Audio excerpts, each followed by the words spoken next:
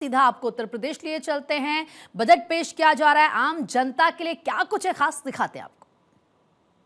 सहायता प्राप्त अशासकीय विद्यालयों की सुरक्षा, ऑडिट में अधोमानक पाए जाने वाले विद्यालयों के अनुरक्षण की नई योजना है। 300 करोड़ रुपए की व्यवस्था प्रस्तावित है।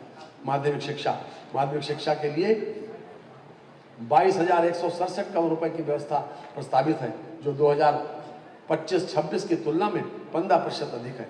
माध्यमिक विद्यालयों में बेहतर मूलभूत सुविधाएं उपलब्ध कराने की योजना के अंतर्गत राजकीय माध्यमिक विद्यालयों हेतु 520 करोड़ रुपए तथा अशासकीय सहायता प्राप्त माध्यमिक विद्यालयों हेतु 10 करोड़ रुपए व्यवस्था प्रस्तावित है। राजकीय संस्कृत पाठशाला के छात्रों की छात्रवृत्ति हेतु 20 करोड़ रुपए की व्यवस्था प्रस्तावित है। राजकीय माध्यमिक विद्यालयों में ड्रीम स्किल कैब क्लस्टर की स्थापना हेतु 150 करोड़ रुपए की व्यवस्था प्रस्तावित है। अशासकीय माध्यमिक विद्यालयों में कार्यरत शिक्षकों के लिए कैशलेस चिकित्सा सुविधा प्रदान किए जाने की नई योजना हेतु 89 करोड़ रुपए से नई योजना प्रारंभ किया जाना प्रस्तावित है। जनपद गोरखपुर में पूर्वांचल के प्रथम एवं प्रदेश के दूसरे सैनिक स्कूल की स्थापना एवं संचालन प्रारंभ किया गया है। उच्च शिक्षा के लिए लगभग 6,591 करोड़ रुपए की व्यवस्था प्रस्तावित, जो वर्ष 2025-26 के मुकाबले 7% अधिक है। मेधावी छात्राओं को स्कूटी प्रदान किए जाने की रानी लक्ष्मीबाई स्कूटी योजना हेतु 400 करोड़ रुपए की बजट व्यवस्था प्रस्तावित है। मुख्यमंत्री शिक्षुता प्रोत्साहन योजना हेतु 40 करोड़ रुपए की व्यवस्था प्रस्तावित है। विंध्याचल मंडल में मां विंध्यवासिनी विश्वविद्यालय मिर्जापुर की स्थापना हेतु 50 करोड़ रुपए की, मुरादाबाद मंडल में गुरु जम्बेश्वर विश्वविद्यालय मुरादाबाद की स्थापना हेतु 50 करोड़ रुपए तथा देवी पाटन मंडल में मां पाटेश्वरी विश्वविद्यालय बलरामपुर की स्थापना हेतु 50 करोड़ रुपए की व्यवस्था प्रस्तावित है। स्वामी सुखदेवानंद विश्वविद्यालय शाहजहांपुर की स्थापना की नई योजना हेतु 21 करोड़ रुपए की व्यवस्था प्रस्तावित है। काशी नरेश विश्वविद्यालय भदोही की स्थापना की नई योजना हेतु 21 करोड़ रुपए की व्यवस्था प्रस्तावित है। प्रदेश के उच्च शिक्षा संस्थानों छात्र मानसिक स्वास्थ्य एवं कल्याण नीति की नई योजना लाई जा रही है, जिसके लिए 14 करोड़ 50 लाख रुपए की व्यवस्था प्रस्तावित है। प्राविधिक शिक्षा हेतु वर्ष 2025-2026 के सापेक्ष 72% की वृद्धि के साथ लगभग 2,365 करोड़ रुपए की व्यवस्था प्रस्तावित है। प्रदेश में डिप्लोमा स्तरीय 195 संस्थाओं में प्रशिक्षण प्रदान किया जा रहा है। 23 राजकीय पॉलिटेक्निक निर्माणाधीन अवस्थापना की प्रक्रिया में है। राजकीय पॉलिटेक्निकों में नवीन टेक्नोलॉजी से सुसज्जित उन्नयन तथा एक्सीलेंस सेंटर की स्थापना किए जाने लगभग 714 करोड़ रुपए की व्यवस्था प्रस्तावित है। राजकीय पॉलिटेक्निकों में 251 स्मार्ट क्लासरूम की स्थापना की जा रही है तथा 143 स्मार्ट क्लासरूम स्थापित किए जाने की कार्रवाई प्रक्रियाधीन है। राजकीय पॉलिटेक्निकों के उन्नयन तथा अवस्थापना सुविधाओं के विकास की योजना हेतु 254 करोड़ रुपए तथा राजकीय पॉलिटेक्निकों की स्थापना हेतु 50 करोड़ रुपए की व्यवस्था प्रस्तावित है। व्यावसायिक शिक्षा एवं कौशल विकास, व्यावसायिक शिक्षा के बजट में 2025-2026 के मुकाबले 88% की वृद्धि करते हुए लगभग 3,349 करोड़ रुपए की व्यवस्था प्रस्तावित है। प्रदेश में 286 राजकीय औद्योगिक प्रशिक्षण संस्थान संचालित हैं, जिनमें विभिन्न व्यवसायों की 1,90,272 सीटें युवाओं के प्रशिक्षण को उपलब्ध हैं। प्रदेश के विभिन्न राजकीय औद्योगिक प्रशिक्षण संस्थानों में से 47 में महिलाओं के प्रशिक्षण हेतु महिला शाखा संचालित कराई जा रही है। महिलाओं हेतु 12 राजकीय औद्योगिक प्रशिक्षण संस्थान स्वतंत्र रूप से संचालित हैं। प्रदेश में 2,963 से अधिक निजी औद्योगिक प्रशिक्षण संस्थान संचालित हैं, जिनमें 4.58 लाख से अधिक सीटें उपलब्ध हैं। टाटा टेक्नोलॉजीज लिमिटेड के सहयोग से फेज 1 के अंतर्गत चयनित 149 राजकीय औद्योगिक प्रशिक्षण संस्थानों का उन्नयन कर प्रशिक्षण प्रारंभ किया जा चुका है। फेज 2 के अंतर्गत वित्तीय वर्ष 2025-26 में टाटा टेक्नोलॉजीज लिमिटेड के सहयोग से 62 राजकीय औद्योगिक प्रशिक्षण संस्थानों के उन्नयन कार्य प्रगतिमान है। कौशल विकास मिशन के संचालन हेतु प्रशिक्षण व्यय के लिए 1,000 करोड़ रुपए तथा दस्तकार प्रशिक्षण योजना हेतु लगभग 836 करोड़ रुपए की व्यवस्था प्रस्तावित है। प्रोजेक्ट प्रवीण। और चलिए एक बार फिर से आपको सीधा लिए चलते हैं उत्तर प्रदेश के विधानसभा विकास जनपद जौनपुर में बहुउद्देशीय क्रीड़ा हाल का निर्माण तथा जैतपुर रायबरेली में बहुउद्देशीय क्रीड़ा हाल का निर्माण कराया जा रहा है।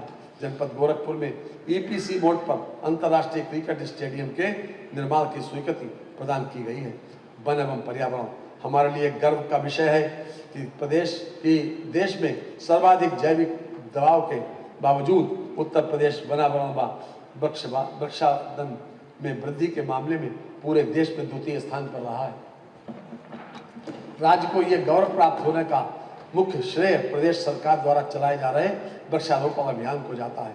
बृहद वृक्षारोपण के माध्यम से वर्ष 2017 के पश्चात अब तक प्रदेश में 242 करोड़ 13 लाख से अधिक पौधों का रोपण किया गया। वर्षा काल 2026 में वृक्षारोपण हेतु 35 करोड़ पौधारोपण का लक्ष्य प्रस्तावित है। सामाजिक वानिकी योजना हेतु 800 करोड़ रुपए, पौधशाला प्रबंधन योजना हेतु 220 करोड़ रुपए तथा राज्य प्रतिकारात्मक वन रोपण योजना हेतु 189 करोड़ रुपए की व्यवस्था प्रस्तावित है। लखनऊ स्थित कुकरेल वन क्षेत्र में नाइट सफारी पार्क की स्थापना हेतु लगभग 207 करोड़ रुपए तथा रानीपुर बांध फाउंडेशन चित्रकूट के कार्पस फंड के गठन के हेतु 50 करोड़ रुपए की व्यवस्था प्रस्तावित है। परिसंकट में अपशिष्ट निस्तारण सुविधा, सामूहिक जैव चिकित्सा अपशिष्ट निस्तारण सुविधा एवं ई वेस्ट रिसाइकलिंग एंड ट्रीटमेंट सुविधा की स्थापना कराए जाने की कार्रवाई कराई जा रही है। Uttar Pradesh clean air management project वर्ष 2025-26 से 2030-31 तक क्रियान्वित होना है। ये विश्व बैंक सहायतित मल्टी सेक्टोरल योजना के जिसके लिए 194 करोड़ रुपए की व्यवस्था प्रस्तावित है। माननीय मुख्यमंत्री योगी आदित्यनाथ जी के सर्वसमावेशी विजन में जहां एक और अवस्थापना और उद्योगों की चिंता है, वहीं महिलाओं, बच्चों और श्रमिकों और समाज के दुर्बल वर्ग के कल्याण की भी चिंता है। प्रदेश की जनजातियों के बारे में इसके पहले कभी सोचा भी नहीं गया। ये कहने में कोई हिचक नहीं कि सदियों की रूढ़ियों को तोड़कर समाज को नई दिशा देना एक श्रम साध्य और समय साध्य कार्य है, परंतु दूरदृष्टि, दृढ़ संकल्प और अहर्निश श्रम से यह संभव हो रहा है। बड़ी मुश्किल से कोई सुबह मुस्कुराती है, बड़ी मुश्किल से कोई सुबह मुस्कुराती है, गम की हर शाम दबे पांव चली आती है। ये वक्त लगता ही नहीं जिंदगी बदलने में, पर बदलने में वक्त जिंदगी लग जाती है, पर बदलने में वक्त जिंदगी लग जाती है। महिला एवं बाल विकास की योजनाओं के लिए लगभग 18,620 करोड़ रुपए की व्यवस्था प्रस्तावित है, जो वर्ष 2025-26 के सापेक्ष 11% अधिक है।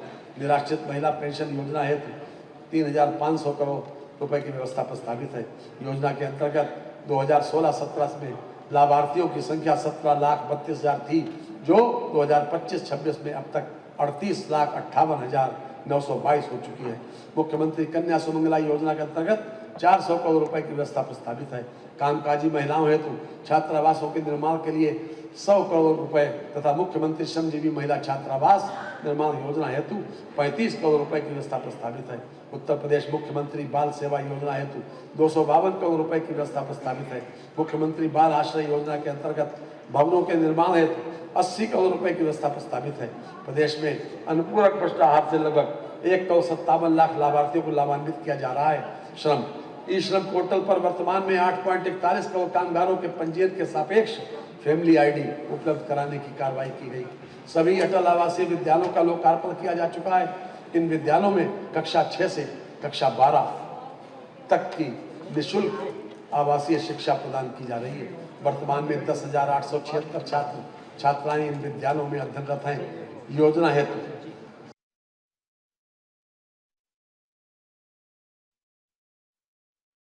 किस तरीके से उत्तर प्रदेश विधानसभा में इस वक्त राज्य का बजट पेश किया जा रहा है और इसी के साथ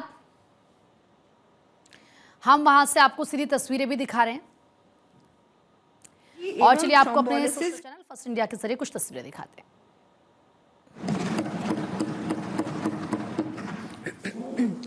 संभाग स्तर पर समस्त चिकित्सकों व पैरामेडिकल स्टाफ को चरणबद्ध तरीके से cardiac life support certification course का प्रशिक्षण दिया जाएगा। सड़क दुर्घटनाओं में मृत्यु दर को कम करने के लिए ड्राइविंग लाइसेंस धारकों के लिए CPR का प्रशिक्षण अनिवार्य किया जाना प्रस्तावित है। 250 अति आधुनिक एम्बुलेंसेस चरणबद्ध रूप से उपलब्ध करवाई जाएंगी। हाईवेज पर रेस्ट एरियाज में एम्बुलेंसेस तैनात भी की जाएंगी।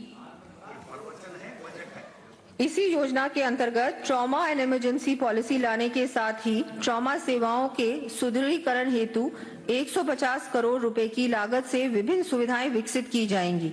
इन सुविधाओं का विवरण मैं सदन के पटल पर रख रही हूं।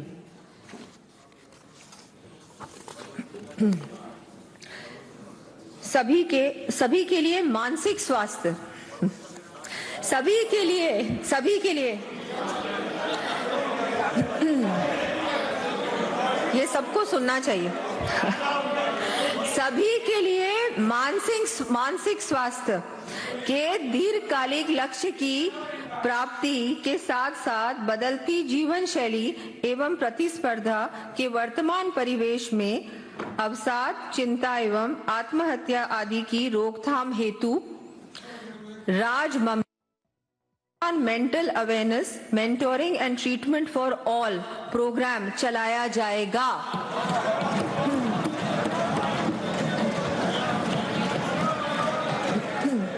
इसके अंतर्गत काउंसलिंग, टेलीमेडिसिन आदि के लिए सवाई मानसिंह चिकित्सा महाविद्यालय जयपुर में centre of excellence in mental health की स्थापना की जाएगी।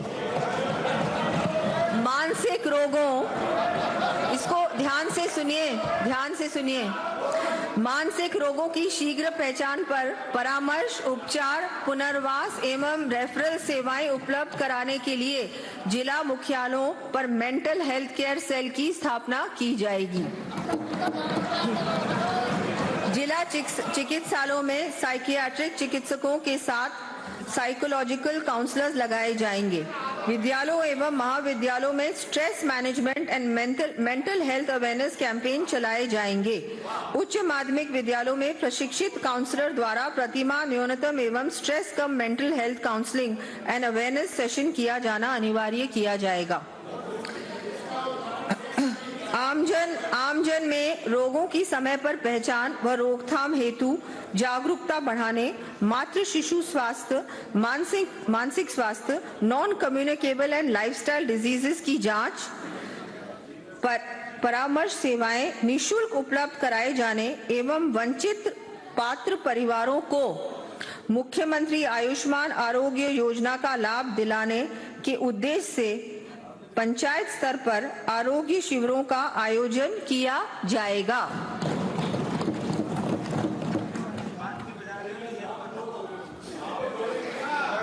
हमारी सरकार के मुखिया माननीय श्री भजनलाल शर्मा जी के संवेदनशीलता को दृष्टिगत रखते हुए ऐसे असहाय, विमंदित, लावारिस रोगी जिन्हें दस्तावेजों के अभाव में समुचित चिकित्सा सुविधा का लाभ नहीं मिल पाता है, उन्हें मुख्यमंत्री। राजस्थान विधानसभा से आप वित्त मंत्री दिया कुमारी को सुन रहे हैं। अब आपको फिर से यूपी विधानसभा ले चलते हैं। अस्थायी फास्ट ट्रैक कोर्ट के एनआई एक्ट के अंतर्गत 38 अतिरिक्त न्यायालय तथा 5 विशेष न्यायालय सहवर्ती पदों की निरंतरता बढ़ाए जाने की कार्रवाई की गई। राजस्व वित्तीय वर्ष 2025-26 में मुख्यमंत्री कृषि दुर्घटना कल्याण योजना के अंतर्गत 18,144 आश्रित परिवार लाभान्वित हुए। वित्तीय वर्ष 2026-27 में योजना हेतु 1150 करोड़ रुपए की व्यवस्था प्रस्तावित है। एंटी भूमाफिया अभियान के अंतर्गत 7369 हेक्टेयर क्षेत्र पर अवैध अतिक्रमण से मुक्त कराया गया है।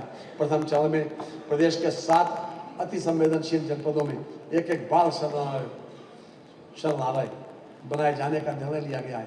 प्रदेश में डिजास्टर रिस्क रिडक्शन कार्यक्रम को सुदृढ़ बनाने हेतु संयुक्त राष्ट्र विकास कार्यक्रम के साथ दिनांक 16 जुलाई 2025 को समझौता ज्ञापन हस्ताक्षरित किया गया। परिवहन बस बेड़े के सुदृढ़ीकरण हेतु ईवी बस के लिए 400 करोड़ रुपए, बस अड्डों के निर्माण हेतु 150 करोड़ रुपए की व्यवस्था प्रस्तावित है। मुख्यमंत्री जीरो फर्टिलिटी विजन योजना दुर्घटनाओं की रोकथाम व दुर्घटना पर पश्चात कार्रवाई हेतु 50 करोड़ रुपए की व्यवस्था प्रस्तावित है। इलेक्ट्रिक वाहनों के प्रयोग को बढ़ावा देने के लिए बस अड्डों पर चार्जिंग स्टेशन की स्थापना हेतु 50 करोड़ रुपए की व्यवस्था प्रस्तावित है। मान्यवर, हमारी सरकार ने माननीय मुख्यमंत्री जी के मार्गदर्शन में हर क्षेत्र में सराहनीय कार्य किया है, जिसका सकारात्मक मूल्यांकन देश की शीर्षस्थ विशेष संस्थाओं, नीति आयोग, भारतीय रिजर्व बैंक तथा CAG द्वारा किया गया है। उत्तर प्रदेश के विकास और कानून व्यवस्था के मॉडल की सराहना सर्वत्र हो रही है। काबिले तारीफ है अंदाज एक एक काम का, काबिले तारीफ है अंदाज एक एक काम का, गा रही है गीत यूपी योगी जी के नाम। राजकोषीय सेवाएं, राज्य वस्तु एवं सेवा कर तथा मूल्य संवर्धित कर, राज्य वस्तु एवं सेवा कर तथा मूल्य संवर्धित कर से राजस्व संग्रह का लक्ष्य 1,49,956 करोड़ रुपए निर्धारित किया गया है। आबकारी शुल्क से राजस्व संग्रह का लक्ष्य 71,278 करोड़ रुपए निर्धारित किया गया है। स्टाम्प एवं पंजीकरण से राजस्व संग्रह का लक्ष्य 43,802 करोड़ रुपए निर्धारित किया गया है। वाहन कर से राजस्व संग्रह का लक्ष्य 15,808 करोड़ रुपए निर्धारित किया गया है। वित्तीय वर्ष के बजट अनुमान वर्ष 2026-27 मान्यवर, प्रस्तुत बजट का आकार 9,12,696 करोड़ 35 लाख रुपए है। बजट में 43,565 करोड़ 33 लाख रुपए की नई योजनाएं सम्मिलित की गई हैं। कुल प्राप्तियां 8,48,233 करोड़ 18 लाख रुपए अनुमानित हैं। कुल प्राप्तियों में 7,28,928 करोड़ 12 लाख रुपए की राजस्व प्राप्तियां तथा 1,19,305 करोड़ 6 लाख रुपए की पूंजीगत प्राप्तियां सम्मिलित हैं। राजस्व प्राप्तियों में कर राजस्व का अंश 6,03,401 करोड़ रुपए 76 लाख रुपए है, इसमें स्वयं का कर राजस्व 3,34,491 करोड़ रुपए तथा केंद्रीय करों में राज्य का अंश 2,68,910 करोड़ 36 लाख रुपए सम्मिलित है। व्यय, कुल व्यय 9,12,696 करोड़ 35 लाख रुपए है। कुल व्यय में 6,64,470 करोड़ 55 लाख रुपए राजस्व लेखे का व्यय है तथा 2,48,225 करोड़ 81 लाख रुपए पूंजी लेखे का व्यय है। समेकित निधि के प्राप्तियों से कुल व्यय घटाने के पश्चात 64,463 करोड़ 17 लाख रुपए का घाटा अनुमानित है।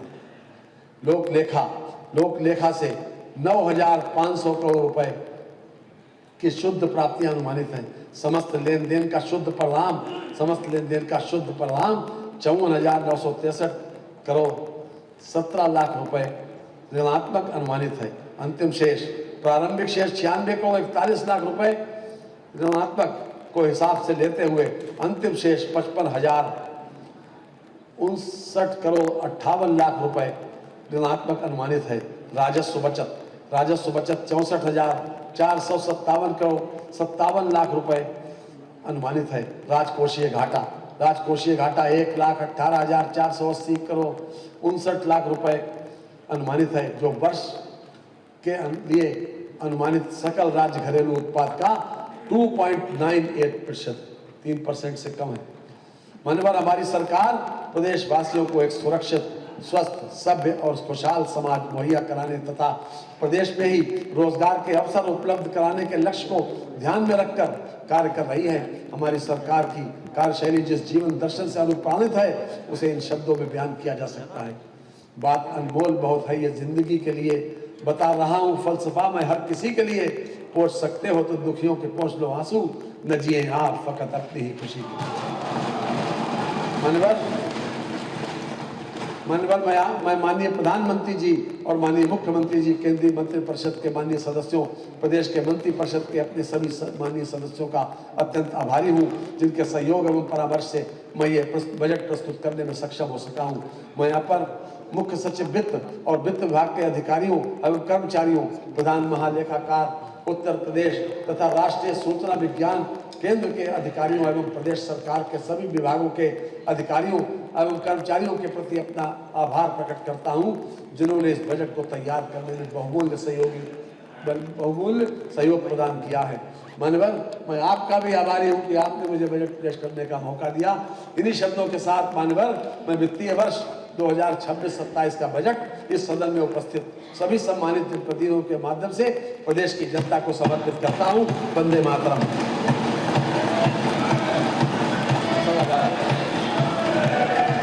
अभी क्योंकि माननीय वित्त मंत्री जी के द्वारा बजट प्रस्तुत किया गया है, बैठ जाओ यार, लाइव माननीय मुख्यमंत्री जी, माननीय वित्त मंत्री जी और सभी सम्मानित नेतागण अपनी अपनी उनकी व्यस्तता रहती है बजट प्रस्तुत करने के बाद, चाहे वो प्रेस के मीडिया के माध्यम से हो। तो इसलिए अभी दोपहर का लंच माननीय मुख्यमंत्री जी की ओर से हमारी कैंटीन में है। सभी से निवेदन है कि दोपहर को लंच वहाँ लेंगे। अब हम उठते हैं 2 बजे तक के लिए हम इसको जी 2:15 बजे तक 2 घंटे हैं 2 बजे तक 2:30 बजे अब हम दोबारा बैठेंगे। 2:30 में दोबारा बैठेंगे।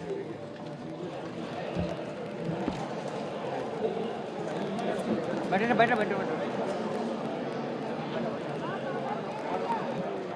तो देखिए किस तरीके से उत्तर प्रदेश विधानसभा में फिलहाल बजट पेश कर लिया गया है। अब आपको फिर से सीधा लिए चलते हैं राजस्थान विधानसभा।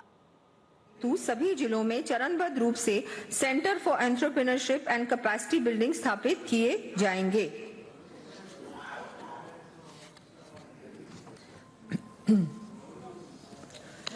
प्रदेश में महिला उद्यमिता को बढ़ावा देने की दृष्टि से मुख्यमंत्री नारी शक्ति उद्यम प्रोत्साहन योजना के अंतर्गत महिला एसएचजी को दिए जाने वाले ऋण की सीमा 50 लाख रुपए से बढ़ाकर 1 करोड़ रुपए किए जाने की मैं घोषणा करती हूं।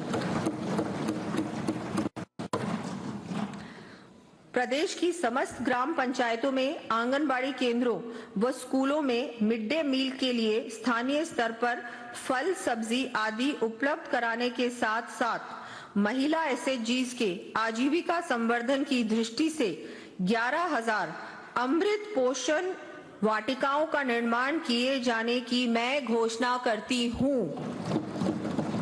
इस हेतु लगभग 500 करोड़ रुपए का व्यय किया जाएगा। राज्य में 6 वर्ष तक के बच्चों के लिए गुणवत्तापूर्ण अर्ली चाइल्डहुड केयर एवं प्री स्कूल एजुकेशन उपलब्ध कराने के लिए Rajasthan state early childhood care development and education policy बनाई जाएगी। आंगनबाड़ी कार्यकर्ताओं को early childhood care and education course करवाया जाएगा। 1000 आंगनबाड़ी कार्यकर्ताओं को उत्कृष्ट कार्यकर्ता के रूप में सम्मानित कर प्रतिष्ठित संस्थानों के माध्यम से विशिष्ट प्रशिक्षण दिलवाया जाएगा। माननीय अध्यक्ष महोदय, पिछली सरकार द्वारा आंगनबाड़ी केंद्रों की देखभाल एवं रखरखाव को जहां नजरअंदाज किया गया था, वहीं हमारे द्वारा पहल की जाकर 11,924 आंगनबाड़ियों में मरम्मत एवं सुदृढ़ीकरण संबंधी कार्यों हेतु 246 करोड़ रुपए की लागत से मरम्मत कार्य करवाए जा रहे हैं। तो राजस्थान विधानसभा में बजट पेश किया जा रहा है। आम जनता के लिए सरकार का पिटारा यहां पर खोला जा रहा है।